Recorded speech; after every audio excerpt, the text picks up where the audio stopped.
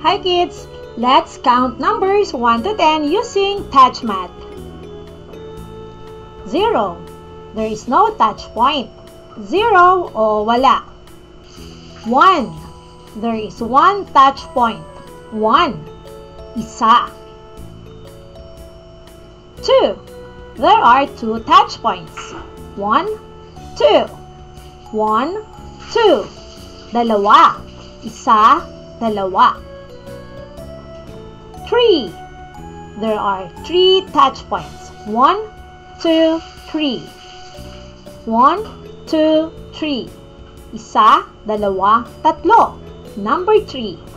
Tatlo. Number 4. There are 4 touch points. 1, 2, 3, 4. 1, 2, 3, 4. Isa, dalawa, tatlo, apat. Number 4. Apat. Number 5. There are 5 touch points. 1, 2, 3, 4, 5. 1, 2, 3, 4, 5. 1, 2, 3, 4, 5. There are 5 touch points. 5, lima. 6. There are 6 touch points. 1, 2, 3, 4, 5, 6. 1, 2, 3, 4, 5, 6. Number 6.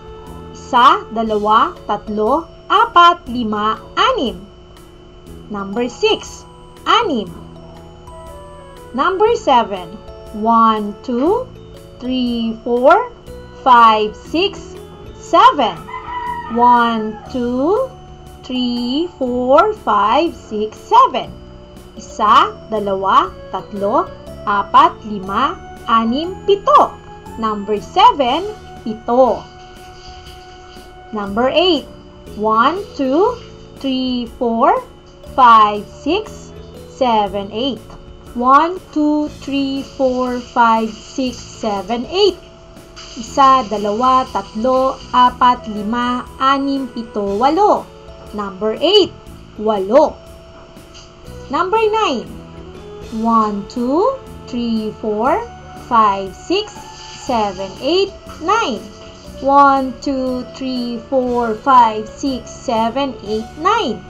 Isa, dalawa, tatlo, apat, lima, anim, pito, walo, siyam. Number 9. Siyam. Number 10. 1, 2, 3, 4, 5, 6, 7, 8, 9, 10. 1, 2, 3, 4, 5, 6, 7, 8, 9, 10.